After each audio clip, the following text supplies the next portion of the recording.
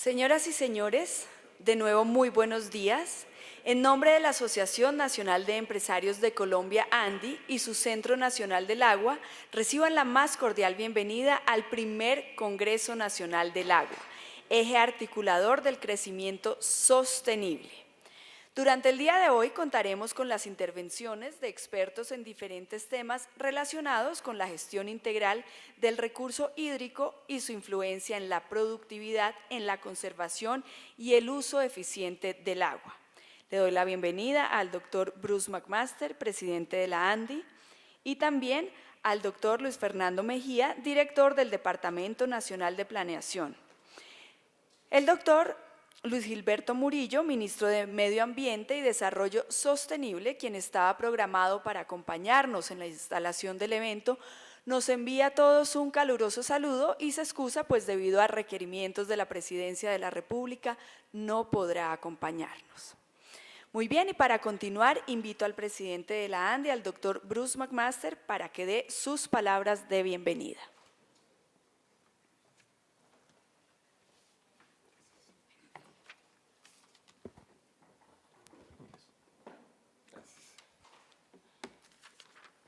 Buenos días a todos, gracias por estar acá, gracias por acompañarnos, gracias por atender esta invitación a este primer Congreso Nacional del Agua. Como ustedes seguramente saben, la ANDI desde el año pasado creó el Centro Nacional del Agua. El Centro Nacional del Agua es una iniciativa, seguramente ahora Ricardo les va a hablar en gran detalle de eso y lo van a conocer durante todo el día de hoy. El Centro Nacional del Agua es una iniciativa que lo que busca es crear un centro de pensamiento dentro del cual se puedan dar como las grandes discusiones alrededor de este recurso, las grandes discusiones técnicas con gran contenido, por supuesto académico, con gran contenido analítico, buscando que el fundamento de todas las discusiones sea fundamento científico y que con eso en la mano nosotros aceptemos la responsabilidad que tenemos como seres humanos, como habitantes del planeta, como representantes también de un grupo de un sector de la sociedad que son las personas que están en el área productiva, para ver cómo realmente logramos nosotros hacer de este un planeta sostenible y de hacer de este un planeta en donde podemos nosotros de aquí en adelante decirle a las próximas generaciones que le estamos dejando un legado responsable. Saludo especialmente al señor director de Planeación Nacional, al doctor Luis Fernando Mejía. Luis Fernando, gracias por estar aquí el día de hoy. Sabemos que para Planeación Nacional este ha sido un tema, digamos, de la mayor importancia. Como fue mencionado ahorita, el ministro de Medio Ambiente, Luis Gilberto, estaba invitado y apenas anoche creo que lo citaron a una cosa importante. Ustedes saben que a veces los ministros, por muy importantes que sean, son las personas en Colombia que tienen menos manejo de su agenda. De manera que realmente no pudo acompañarnos el día de hoy. Saludo a Joris Jurriens, ministro consejero de la Embajada de Países Bajos, a Omar Franco, director del IDEAM, a don Henry Eder, aquí presente, empresario de toda la vida y íntimamente involucrado con temas que tienen que ver con el tema del agua, especialmente con el tema de la CBC. Al doctor Ramón Leal, director ejecutivo de Azocars, a Mario Franca, que nos está acompañando y que se va a dirigir a nosotros en un rato, a los directores de las corporaciones autónomas regionales, por supuesto a Ricardo Lozano, que es el dueño del evento y que es quien lo ha concebido y es la persona que está detrás de toda la estructuración desde el punto de vista conceptual, pero también ejecutiva de nuestro Centro Nacional del Agua, a todos los empresarios, a los asistentes, a los medios de comunicación. Rápidamente y como contexto general, la presentación que yo tengo lo que quiere es de alguna forma dar como una idea de en qué margen y en qué marco general nos estamos moviendo nosotros y estamos nosotros estudiando y acercándonos a la discusión de ese debate, al debate de qué tan importante es el agua, por qué es importante, por qué es lo que debemos hacer, cómo nos debemos aproximar al estudio del recurso, cómo nos debemos aproximar eventualmente a las medidas que tenemos que tomar, tanto desde el punto de vista regulatorio, por supuesto, pero también desde el punto de vista de ciudadanos corporativos. Ese es el marco general que queremos darle y para eso, entre otras cosas, tenemos algunos datos que quiero compartir con ustedes alrededor de la economía colombiana y cuál es verdaderamente su participación en el agua. Fíjense ustedes, cuando uno trata de contabilizar realmente cuál es el consumo del agua que nosotros hacemos en nuestro país, la verdad es que tenemos un consumo que es de 35.987 millones de metros cúbicos, que cuando uno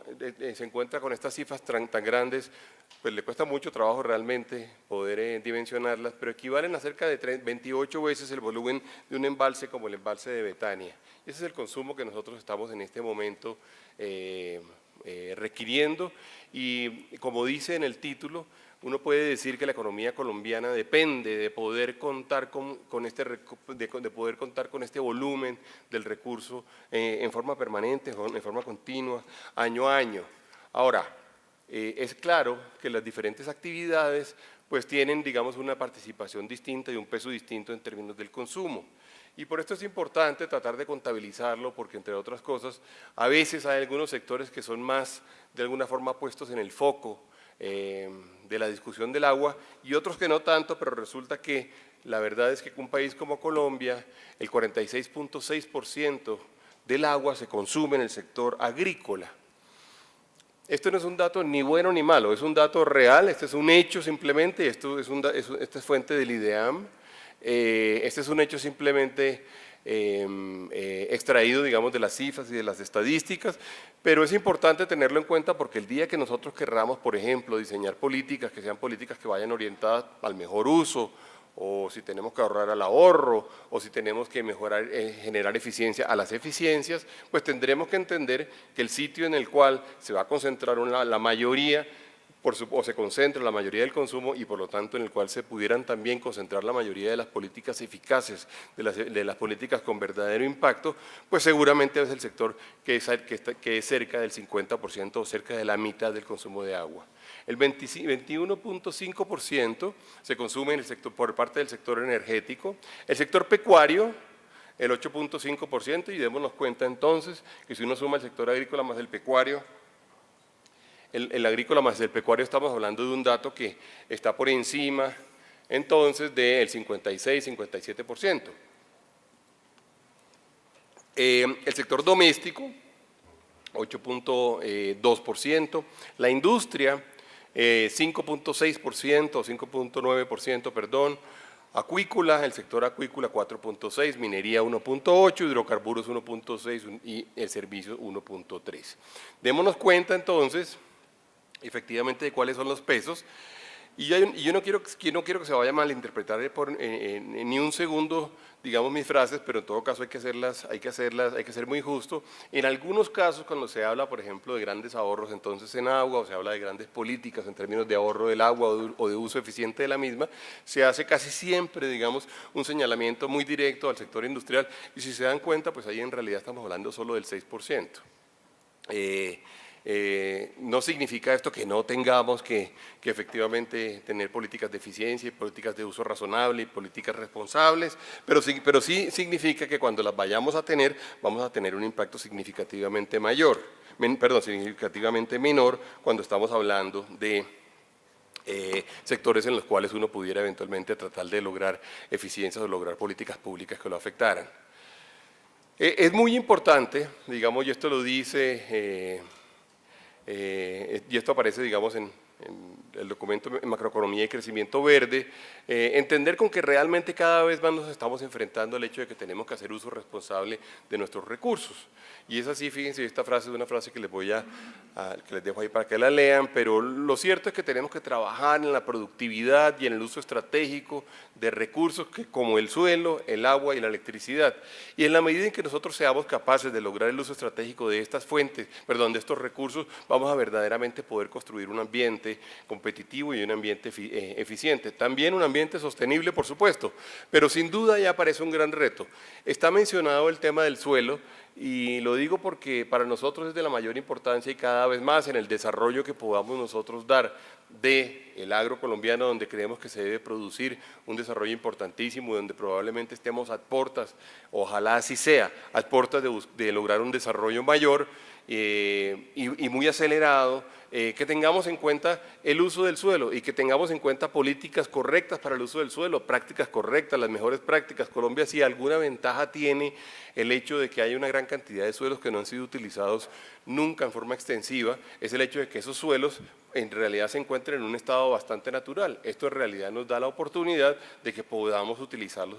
responsablemente desde el principio. Y ahí tenemos, todo el mundo habla de 20, 21, 22 o 23 millones de hectáreas disponibles para ser utilizados, que en realidad nunca han sido explotados de forma masiva, de manera que ahí la oportunidad es una oportunidad grande.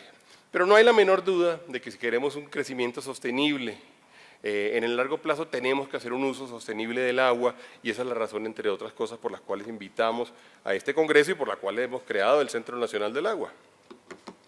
Si ustedes se dan cuenta, perdón, no solamente las cifras son las que ustedes ya vieron, sino adicionalmente se espera que haya grandes crecimientos en la demanda de este recurso durante los próximos años. Por supuesto, el gran crecimiento que se espera es el crecimiento agrícola, y ustedes se dan cuenta, esa línea verde que aparece allí es una línea en donde exponencialmente estaremos utilizando nosotros realmente agua para poder producir. Si es verdad que Colombia quiere ser la despensa del mundo, si es verdad que nosotros podemos hablar del oro verde para referirnos a la capacidad que tendremos de producir alimentos, si es verdad que la gran oportunidad del campo colombiano está relacionada con poder verdaderamente producir alimentos, tendremos por supuesto que crecer nuestra base de producción de los mismos y para eso por supuesto vamos a terminar necesitando canalizar un consumo de agua mucho más eficiente, pero de mayores volúmenes sin duda alguna. Si uno hiciera un acumulado del sector productivo en términos de cómo se espera que crezca la demanda, se espera que de aquí al año 2030 haya un crecimiento en la demanda total por parte del sector productivo del 64.5%. Es decir, durante los próximos 11 o 12 años estamos hablando de que vamos a crecer 60 y tantos por ciento. Ese dato que veíamos al inicio de la presentación se va a incrementar, entonces vamos a hablar de varios miles de millones entonces de metros cúbicos de agua que se van a requerir para ser utilizados por parte de nuestra economía, por parte de nuestra sociedad. Parques Naturales sacó este cálculo hace un tiempo en donde habla, por ejemplo, de cómo o hace, digamos, un ejercicio de valoración de cuánto vale efectivamente el agua, si uno puede hacer ese ejercicio, digamos, pero cuánto vale el agua y para qué sirve el agua que proviene de los parques naturales. Y ustedes pueden ver cómo 25 millones de personas consumen hoy por hoy agua que proviene de los parques. Es decir, alrededor del 50% de la población colombiana en realidad se hidrata y toma agua y en realidad vive de agua que proviene de los parques naturales. Una estimación de esos volúmenes dice que ese recurso pudiera llegar a niveles de 491 millones de dólares cada año, lo cual pues sin duda nos da una idea del impacto económico que este recurso tiene. El hecho de que provenga de los parques y que no se cobre no significa que no valga. Cuando hablamos de los distritos de riego, se dan ustedes cuenta cómo 152.000 hectáreas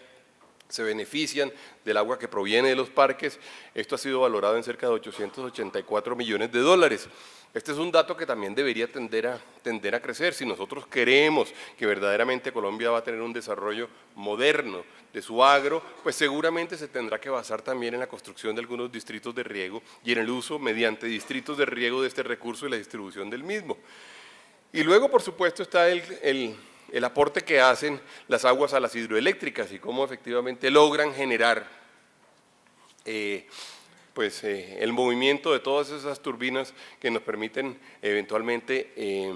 generar energía, y la estimación de cuánto vale ese recurso por parte de Parques Naturales es de 502 millones de dólares. ¿Se dan cuenta? Estamos hablando de cifras grandes, estamos hablando de más de 2 billones de dólares anuales que valdría o que eventualmente en los cuales se logra valorar ese recurso. Desde el punto de vista del país, démonos cuenta un poco del país que tenemos y cómo eventualmente este recurso es fundamental en la construcción, digamos, de una economía más próspera, pero también en la construcción de lo que tenemos hoy en día. Somos un país rico en agua, eso es verdad, lo hemos dicho, lo hemos visto, todos lo estudiamos en los colegios, pero esa cuantificación de esa riqueza nos conduce a decir que nosotros tenemos 6 veces el promedio mundial y 3 veces el promedio de América Latina en términos de rendimiento hídrico, es decir, de litros por segundo por kilómetro cuadrado. Ustedes se dan cuenta, 6 veces es el dato que nosotros en este momento estamos logrando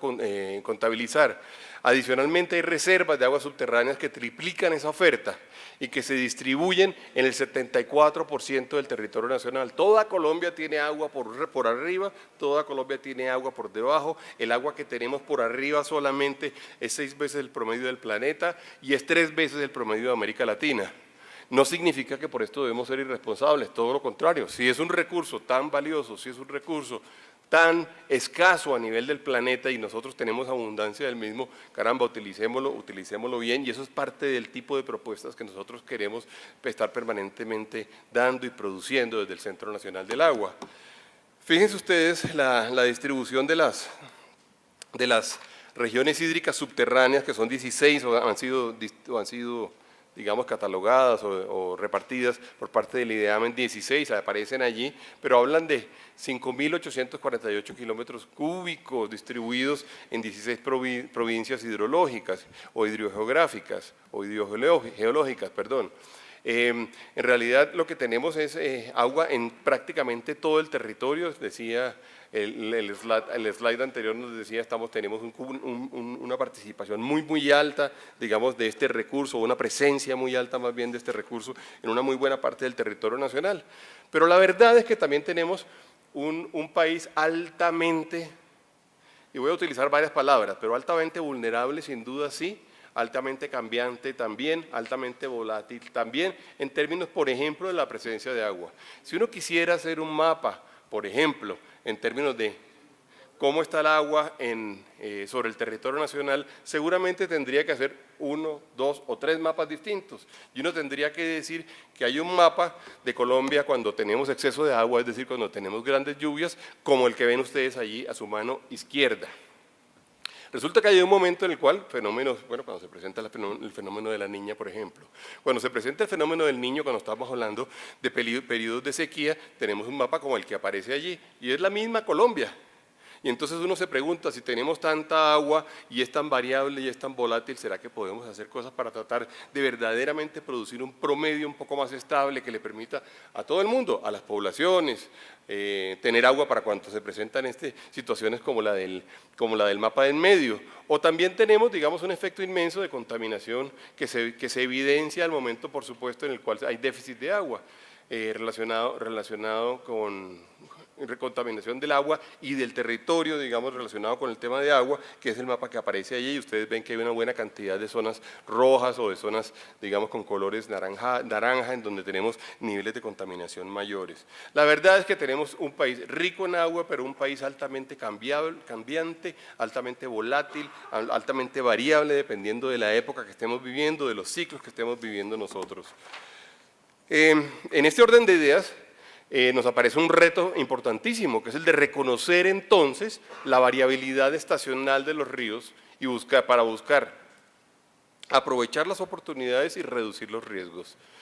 que es un poco como la estabilización de nuestro territorio desde el punto de vista hídrico. Y para esto uno se da cuenta, digamos, y ahí aparecen los datos, por ejemplo, de distintos ríos. Aparece el río, por ejemplo, la corriente de Aracataca arriba, aparece Sinú, digamos, en su lado izquierdo, el río Negro, el río San Juan. De este lado estamos hablando de Algodonal, estamos hablando de Umea, estamos hablando de Yaguara, o abajo estamos hablando de Caquetá. Y ustedes se dan cuenta verdaderamente cómo tenemos nosotros unos niveles altamente variables y altamente volátiles en términos del nivel de estos ríos. Pero ojo con esto es muy importante porque esto nos va a determinar, por supuesto, la disponibilidad, si no hacemos nada, la disponibilidad casi que natural del recurso en las diferentes regiones para poder hacer distintas cosas. Y todo el mundo sabe, normalmente cuando llueve mucho no es el momento en el cual se necesita, por ejemplo, que funcionen los riegos. Cuando llueve mucho no es el momento en el cual se necesita que haya, digamos, aporte adicional de agua a los cultivos o aporte adicional de agua al agro. De manera que es muy importante para nosotros tener en cuenta esto para lograr estabilizar y lograr producir un desarrollo que sea sostenible en el largo plazo. Luego aparece, y sin duda cuando se está hablando de agua hay que obligatoriamente hablar del dato o la estadística de deforestación. Este es el dato que tenemos hoy en día y fíjense ustedes cómo está concentrada en su gran mayoría en la zona o en la cuenca amazónica y la Orinoquía, perdón. Amazónica 60 y tantos por ciento, 63% y Orinoquía 8%. Ustedes ven la zona andina el 24% y ven la zona, la zona del Pacífico, perdón, con solo el 4%. Pero no tengo que hablar, digamos, del efecto de la deforestación sobre el agua, pero sin duda ahí tenemos nosotros una gran cantidad un reto importantísimo, pero además una gran cantidad de estadísticas que nos permiten trabajar en términos de políticas públicas. Todos sabemos además cuál es el efecto, digamos, de la deforestación, pero ojo con esto porque cuando uno trata de contabilizar, y esto es un dato también del IDEAMA, cuando uno trata de contabilizar cuáles son las pérdidas de suelo por la erosión o por los grados de erosión, aparecen, digamos, esos puntitos rojos o esas zonas rojas que están allí con deforestación, perdón, con erosión muy severa o muy severa, probablemente debido en su buena mayoría a la deforestación, y estamos hablando de 3.300.000 hectáreas. Moderada estamos hablando de 19.200.000 hectáreas, esto es muy grande, y ligera estamos hablando de 22.800.000. Pero quizá el dato importante es que el 40% de la superficie continental de Colombia de alguna forma tiene un grado importante de erosión, y esto hay que tenerlo, digamos, por lo menos como una alerta muy fuerte o como un incentivo muy grande para trabajar y para producir, digamos, políticas públicas y actuaciones desde el punto de vista de las comunidades y de los ciudadanos individuales y de los ciudadanos corporativos. Luego un dato que para nosotros es importantísimo y para mí, pues ustedes, los que saben que yo soy de Cartagena, saben que yo estoy en ese tema permanentemente, es el dato, por supuesto, de la sedimentación. ¿Y por qué nosotros estamos sobre ese tema? Porque ustedes saben lo que le sucede, por ejemplo, solamente como ilustración, a la bahía de Cartagena e incluso a los corales que están alrededor de la bahía de Cartagena, los que están, por ejemplo, en la zona de Varadero, o los que están en la zona de las Islas del Rosario, o en la zona en la zona de Barú. Colombia produce cerca de 300 millones de toneladas de sedimentos, de los cuales 140, es decir, prácticamente la mitad, proviene de la cuenca del Magdalena y del río Cauca. De manera que esos son las que terminan llegando al final del día a toda la zona esta pues de la bahía de Cartagena. La gente de Barranquilla también permanentemente está teniendo problemas. Ustedes saben lo que sucede con la navegabilidad de los canales de solamente marítimos, digamos, de la desembocadura, que son los canales que le permiten a Barranquilla ser puerto, pero luego la navegabilidad misma del río Magdalena depende pues severamente de esto. Ahí hay un tema que es importantísimo, ha definido una muy buena parte de la logística colombiana, la ha afectado, en algunos casos la ha afectado negativamente, pero es algo que sin duda aparece, digamos, entonces como un reto inmenso para ser tratado por nosotros. Ya para hablar un poco de los retos, y son parte de las discusiones que queremos nosotros dar en estas conversaciones alrededor del Congreso, hay que decir que nosotros, entonces, digamos, frente a los hacedores de política pública, o nosotros mismos como empresas, o nosotros mismos como ciudadanos corporativos, tenemos entonces, digamos, varios ámbitos en los cuales se toca el tema del agua, pero tenemos el reto, digamos, de lograr que se intersecten lo más posible. Tenemos, por supuesto, nuestros compromisos alrededor del Acuerdo de París, los compromisos que tienen que ver con los objetivos de desarrollo sostenible, la cuarta revolución industrial, todo lo que la OCDE nos está diciendo, y ahora voy a hacer un par de referencias de lo que la OCDE está diciendo hoy en día, y por supuesto la política nacional, en donde el DNP, por supuesto, y el Ministerio de Medio Ambiente pues juegan un papel fundamental. A pesar de que nosotros creemos que seguramente un uso eficiente del agua nos va a dar a nosotros efectos sobre muchísimos de los objetivos de desarrollo sostenible, lo cierto es que el sexto de los objetivos dice claramente y expresamente que necesitamos evidentemente contar con agua limpia y un sistema de saneamiento, de manera que la discusión es una discusión que no se toca tangencialmente, no es que nos encontremos, digamos, eventualmente por coincidencia intersectados en algún grupo con los ODS, lo cierto es que es parte fundamental, es uno de los 17 objetivos, y digo esto porque es muy probable que uno pudiera decir que cualquier ejercicio de crecimiento verde tendría impacto directo sobre el objetivo 6, el objetivo 7, el objetivo 8, el objetivo 9, el 11, el 12 y el 15, y tendrá seguramente impacto sobre el resto de los objetivos en forma indirecta. Hay que decir que para toda esta discusión se requiere, por supuesto, de una gobernanza, de una gobernabilidad y de un ejercicio que tiene que ver con cómo funcionan nuestras instituciones y cómo funcionan las discusiones y cómo funcionan realmente la toma de decisiones. Es así como tenemos, digamos, una recomendación de la OECD en donde hablamos de un ejercicio de diagnóstico para el cierre de brechas cuando uno compara lo que tenemos y lo que quisiéramos tener, y luego tiene que haber un ejercicio mismo de cierre de brechas, y para eso la política pública tiene que estar muy arriba en todo este círculo que está siendo planteado allí. Por supuesto, aparecen necesidades de financiar las cosas, aparecen necesidades de tener sistemas de información, capacidades de gestión, definiciones de metas que sean importantes para nosotros, y lo cierto es que la OECD, digamos, es práctica y termina diciendo, si usted quiere verdaderamente poder implementar esto y quiere tener una política eficaz y quiere poder impactar el sector, usted debería tener un ejercicio de gestión del agua a nivel nacional que incluyera por lo menos 3 pilares importantes. Un pilar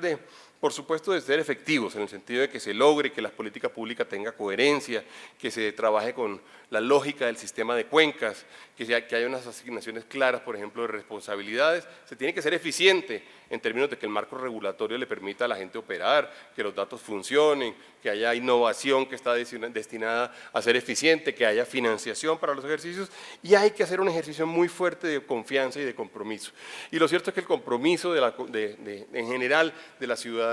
en todos los casos solamente se logra cuando hay también confianza. En ese sentido, este ejercicio es un ejercicio que además tiene que ir por los territorios, y ahora sobre eso voy a hacer una corta mención, pero tiene que ir por los territorios, y es muy importante que lo podamos construir entre todos y con todos. Además, porque se presentan y ya se han presentado pugnas importantes, digamos, alrededor de agua en algunas regiones. Eso hay que solucionarlo y hay que solucionarlo bien. La OCDE en su informe, el informe que presentó ahora a raíz del acceso y demás, dice que hay cosas que se han hecho bien en Colombia y dice que hay algunos logros importantes. Y este es un logro que todavía no ha sido muy anunciado públicamente, señor director, pero vea qué interesante.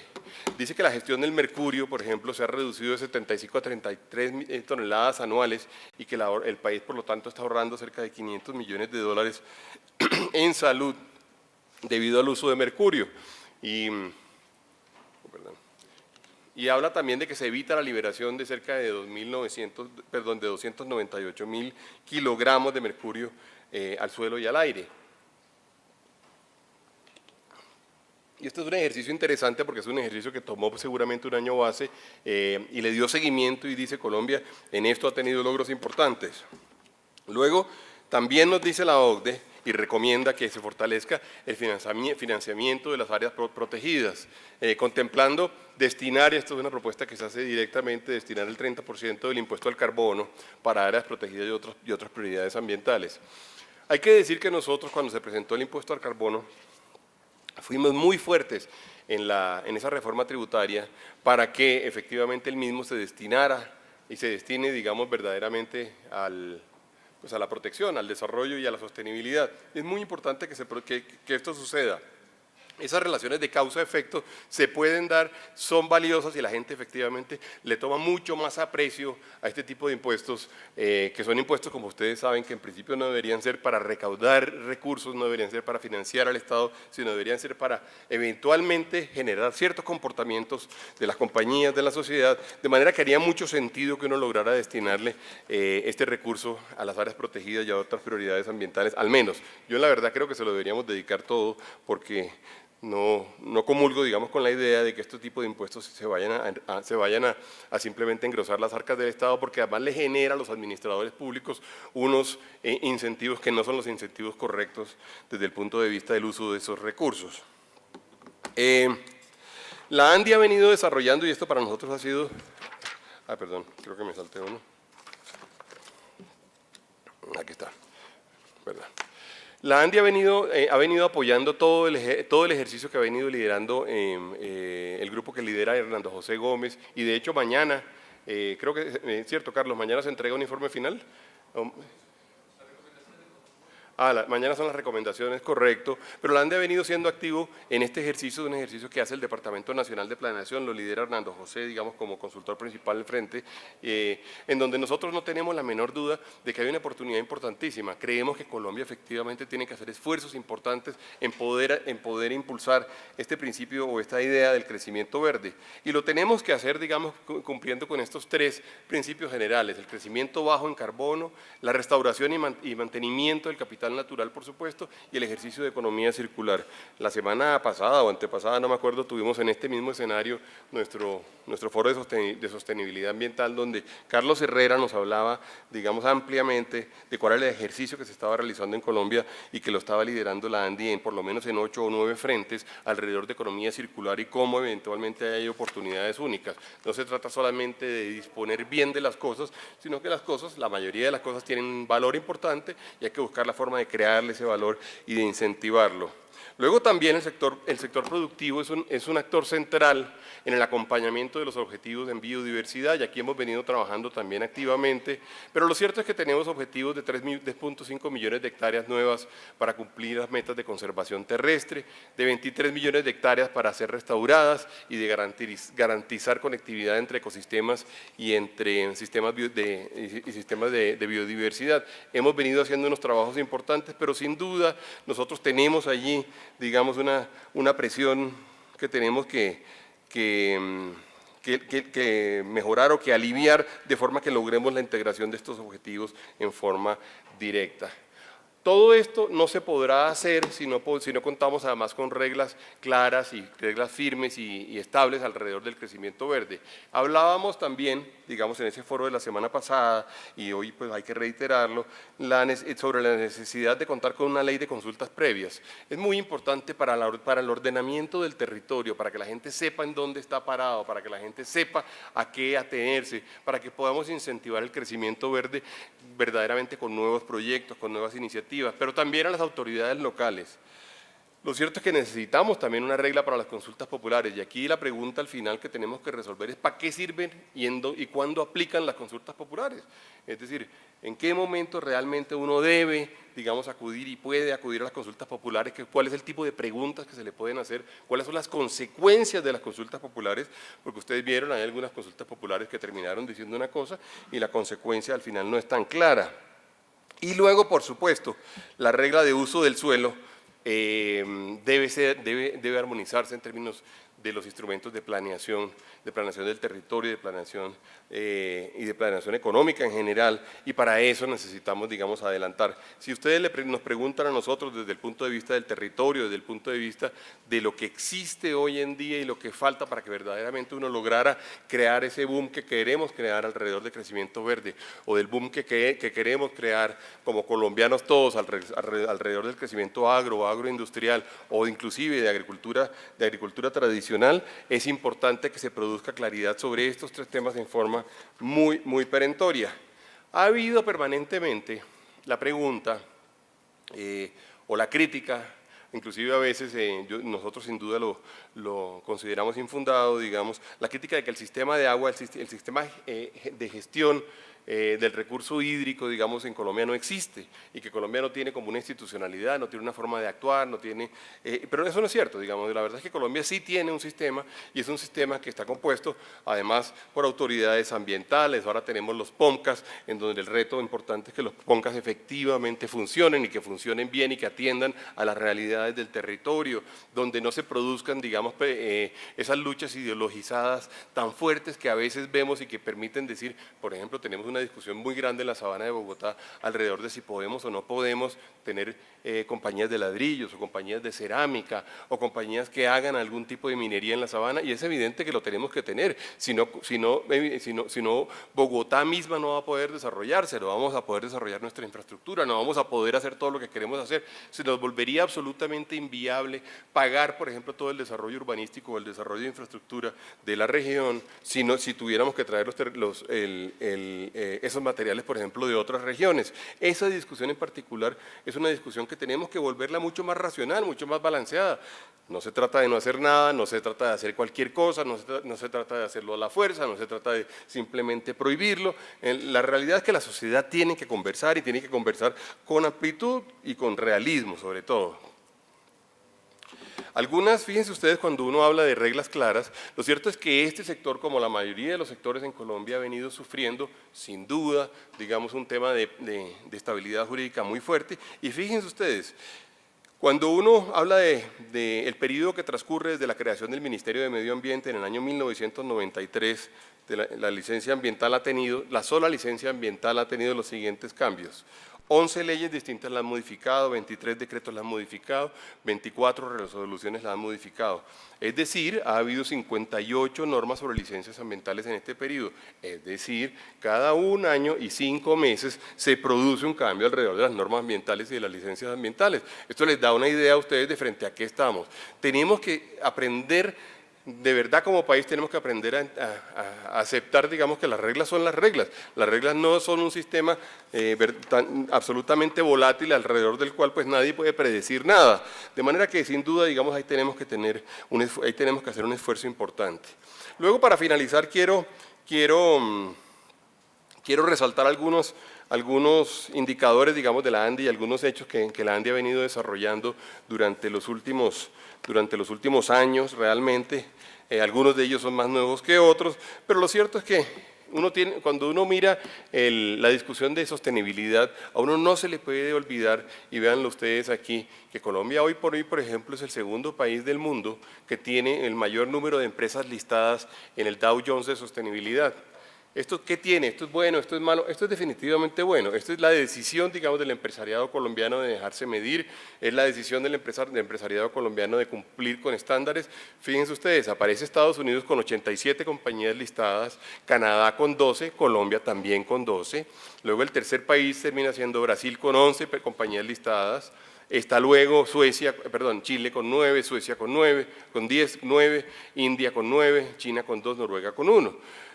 México con 2 compañías. Ahí, en realidad lo que nosotros tenemos, y esto es lo que quiero decir y lo que quiero significar, digamos, al presentar esto es, tenemos una muy buena parte del empresariado colombiano, la gran mayoría, me atrevo a decir, muy comprometido hoy con hacer ejercicios de sostenibilidad razonables y con hacer ejercicios de sostenibilidad responsables. Y nosotros desde la ANDI estamos comprometidísimos en darles esas herramientas a los empresarios para que tomen esas decisiones. Nosotros no tomamos decisiones, digamos, individualmente en las corporaciones, no tomamos decisiones individualmente en los proyectos, pero sí les damos elementos de juicio y les damos elementos de acción y les ponemos a su disposición las mejores prácticas en la medida de lo posible alrededor de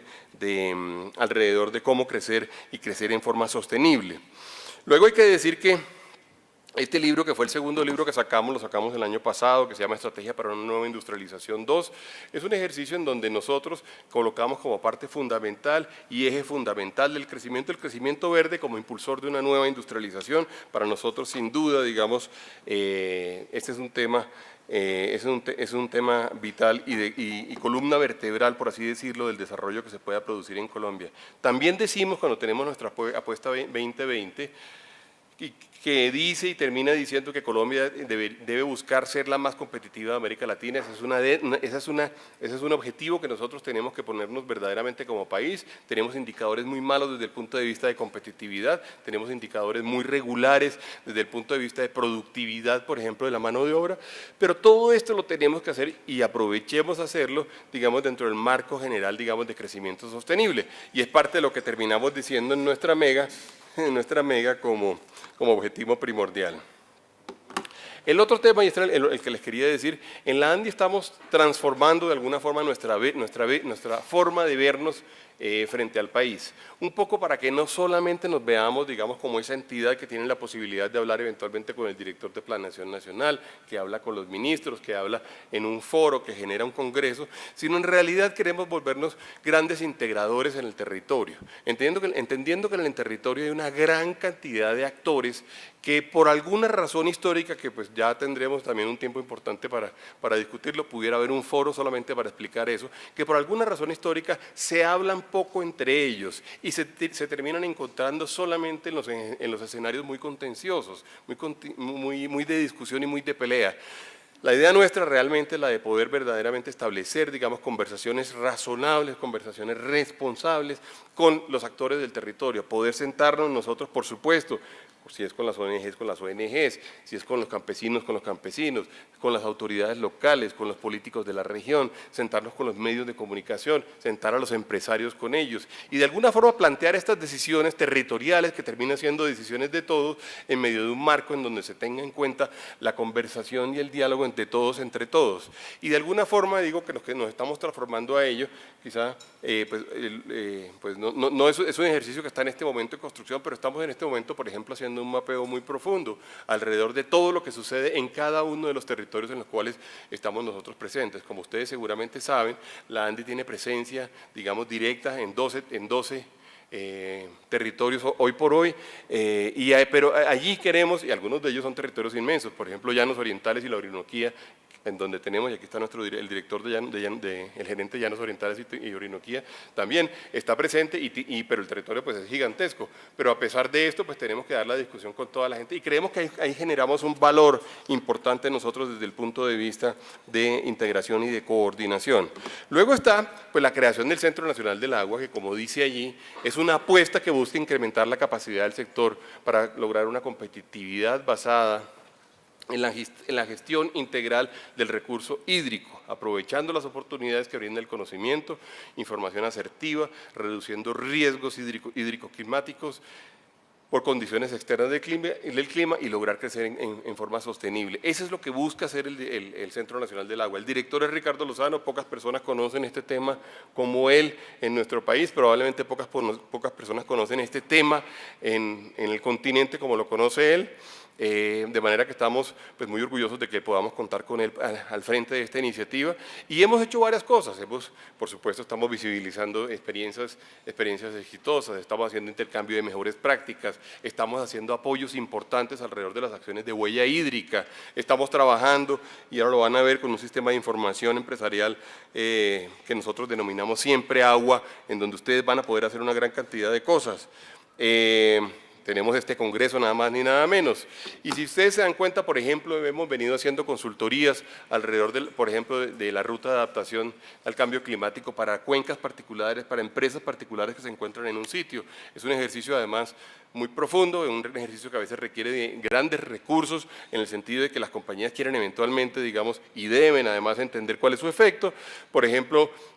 para otra organización muy grande hemos venido haciendo unas consultorías para la formulación de un programa de gestión integral del recurso hídrico en una región que además por demás lo requiere, digamos, a gritos. Estamos haciendo un trabajo con la Universidad de los Andes para la construcción de la ruta de gestión integral del agua y hoy lo vamos a lanzar, Ricardo,